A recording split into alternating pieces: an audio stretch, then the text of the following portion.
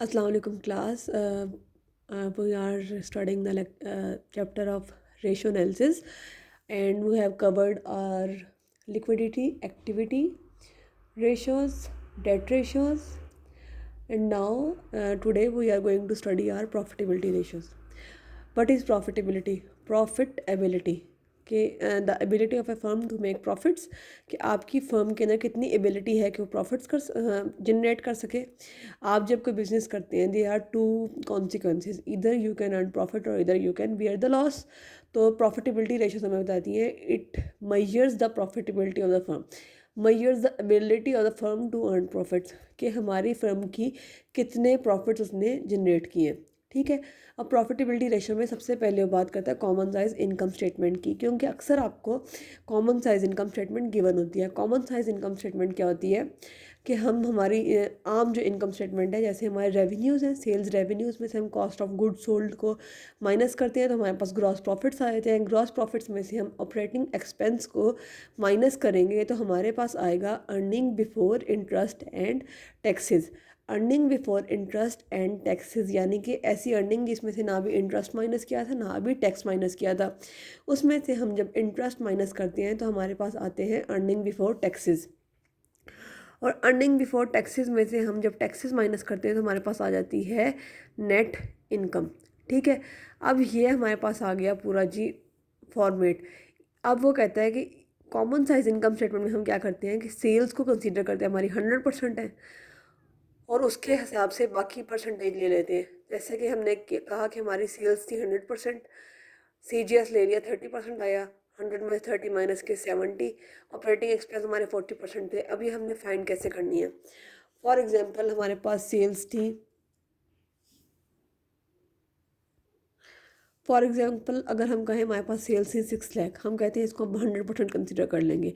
अब CGS अगर हमारे पास था 180,000, तो आप लोग क्या करेंगे, 180,000 डिवाइड बाय 6 लाख इंटू 100 करके आंसर निकालेंगे कि आपके पास कितने परसेंट आई है फिगर। ठीक है। ये 100 माइनस हो गया, ये 3 इधर से, तो ये हमारे पास आ गया कितना, 30%, यानी कि 180,000 डिवाइड बाय 6 लाख इंटू 100। तो इसी तरह हमारे पास जो सी भी वैल्यूज़ होंगी उसको हमने पहले इस वैल्यू जो ऑपरेटिंग एक्सपेंस अगर दिए हुए हैं उनको डिवाइड करेंगे सेल्स से और मल्टीप्लाई कर देंगे 100 से, तो हमारे पास परसेंटेजेस हमारे पास आती जाएंगी। तो हम कॉमन साइज इनकम स्टेटमेंट कैसे बनाते हैं कि हम जो है अपनी सेल्स को 100% लेते हैं और बाकी हर चीज़, हर एक आइटम की जो है परसेंटेज लेते हैं with relevant to our sales. अच्छा, इसके अंदर सबसे पहले हमारे पास आप देखें इनकम स्टेटमेंट थी, सेल्स में से cost of goods sold minus किया, हमारे पास क्या आ गई, ग्रॉस प्रॉफिट्स। ग्रॉस प्रॉफिट हमें क्या बताते हैं कि हमारे पास इतनी कम से कम इनकम है कि हम अपने ऑपरेटिंग एक्सपेंसेस को बियर कर सकें। ये हमने इसमें से भी बियर करने हैं ना, ये हमने भी पे करने हैं। तो हमारे पास सबसे पहली रेशो है gross profit margin. Gross profit margin का फार्मूला क्या होगा कि हमारे ग्रॉस प्रॉफिट को हम डिवाइड करेंगे सेल्स से, gross profit divide by sales. अब ग्रॉस प्रॉफिट्स कैसे आते हैं, सेल्स में से CGS को माइनस करते हैं तो हमारे पास ग्रॉस प्रॉफिट आते हैं, sales minus CGS divide by sales. Sales हमारे पास गिवन है 3074,000, उसमें से CGS माइनस किए 2088,000 डिवाइड किया 3074,000, तो हमारे पास आंसर है 32.1%। 32.1% is our gross profit margin. ये हमारे पास बताता है कि फिल्म की ग्रॉस प्रॉफिट्स कितने हैं, कितने ऑपरेटिंग एक्सपेंस ही बेयर कर सकती है। जितनी ज़्यादा ये रेशो ग्रेटर होती जाएगी इट मीन्स हमारे प्रॉफिट्स इंक्रीज़ हो रहे हैं, प्रॉफिट इंक्रीज़ हो रहे हैं तो डेफिनेटली हमारी इनकम इंक्रीज़ हो रही है, तो ये हमारे लिए अच्छी है। ठीक है। अब पहली रेशो तो हमारे पास होगी प्रॉफिटेबिलिटी रेशोज़ की, ग्रॉस प्रॉफिट मार्जिन। अब इसके बाद हम देखते हैं हमारे पास नेक्स्ट रेशो कौन सी। नेक्स्ट रेशो हमारे पास है operating profit margin. Operating profit कैसे आता है हमारे पास, ये देखें, ये जो था हमारे पास सेल्स में CGS माइनस किया था ग्रॉस प्रॉफिट, ग्रॉस प्रॉफिट में से हम ऑपरेटिंग एक्सपेंस माइनस करते हैं तो हमारे पास आता है EBIT। इसी EBIT को हम क्या कहते हैं, ऑपरेटिंग प्रॉफिट्स भी कहते हैं। Earning before interest and tax बोल दें या फिर ऑपरेटिंग प्रॉफिट बोल दें, हमारे पास एक ही बात है। अब यहाँ पे हम लिखते हैं operating profit divide by sales. Operating profit हमारे पास गिवन है, सेल्स भी गिवन है, डिवाइड किया, आंसर है 13.6%। अब ये प्रॉफिटेबिलिटी रेशो है, कॉमन सेंस की बात है, जितनी ज़्यादा प्रॉफिटेबिलिटी होगी उतनी ज़्यादा हमारे लिए बेहतर होगी। ऑपरेटिंग प्रॉफिट मार्जिन अगर ज़्यादा होगा इट मीन्स कि हम अपनी इंटरेस्ट भी ईजिली पे कर सकते हैं, अपना टैक्स भी ईजिली पे कर सकते हैं, क्योंकि ऑपरेटिंग प्रॉफिट मार्जिन को हम क्या कहते हैं, EBIT भी कहते हैं। इसलिए इसमें से भी हमने इंटरेस्ट भी माइनस करना है, अभी हमने टैक्स भी पे करना है। तो जितनी ज़्यादा रेशियो होगी इट मीन्स हमारी उतनी ज़्यादा कैपेबिलिटी है कि हम अपना इंटरेस्ट भी पे कर सकें और अपने टैक्सेस को भी पे कर सकें। उसके बाद हमारे पास आ रही है net profit margin. Net profit margin क्या है कि हमने सब कुछ पे कर दिया, हमने अपने CGS भी माइनस कर दिया, अपने इंटरेस्ट भी, टैक्स भी, सब कुछ माइनस कर दिया। ये देखें यहाँ पे हमने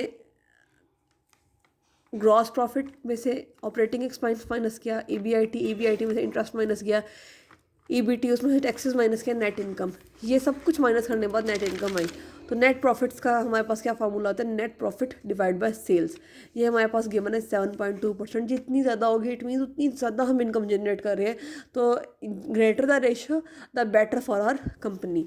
उसके बाद नेक्स्ट है हमारे पास earning per share EPS। Earning per share EPS का मतलब क्या है कि हमारे जो शेयर होल्डर्स हैं उन्होंने जो शेयर परचेज़ किए हैं उसके अगेंस्ट वो पर शेयर के ऊपर कितना अर्न कर रहे हैं, कितना प्रॉफिट वो अर्न कर रहे हैं।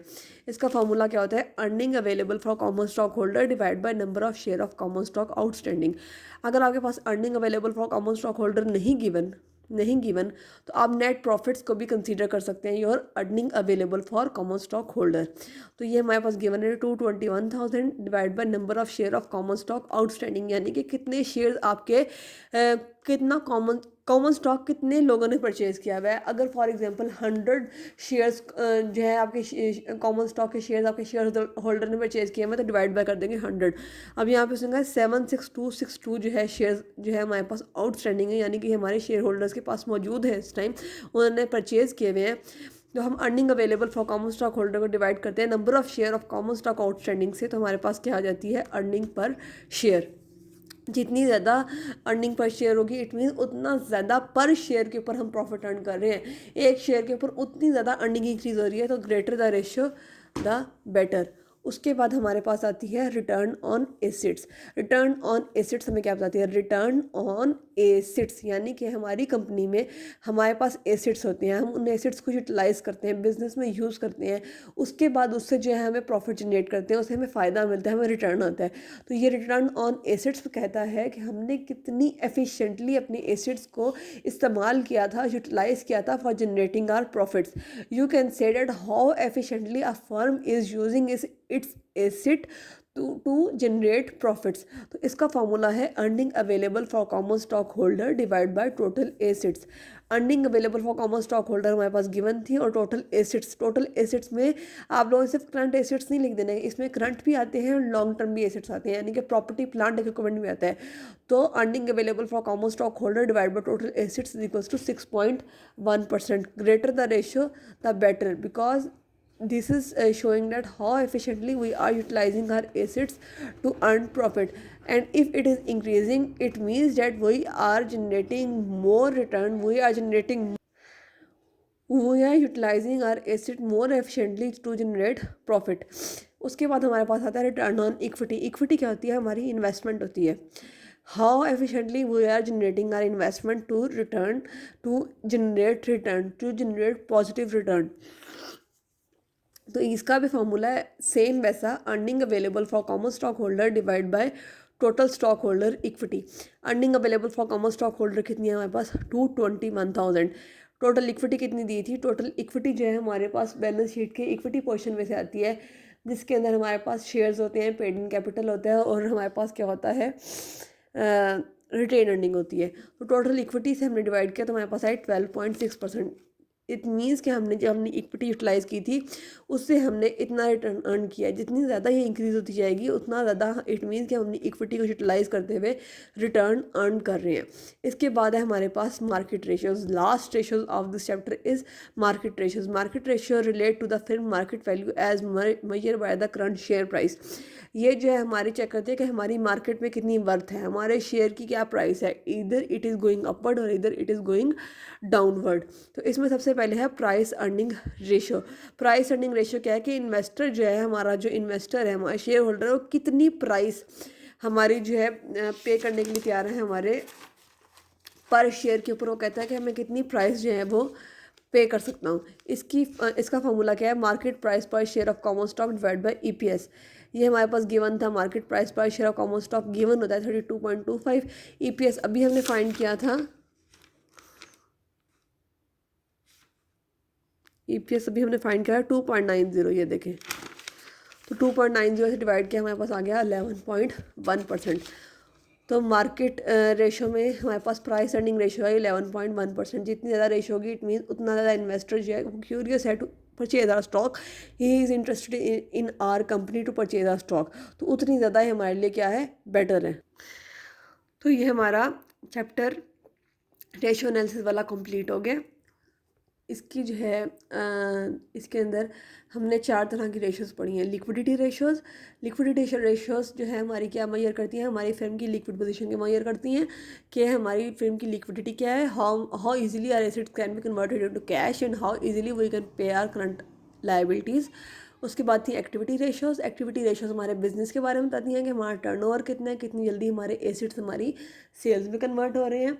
उसके अंदर accountancy, payment period, collection period, और जो है टोटल एसेट्स टर्नओवर, और जो है इन्वेंट्री टर्नओवर रेशो हमने पढ़ी थी। उसके बाद आ गई थी debt ratio which measures debt how much our assets are financed by taking some debt and how is the our ability to repay our debts, जिसमें थी टोटल डेट रेशो। उसके बाद थी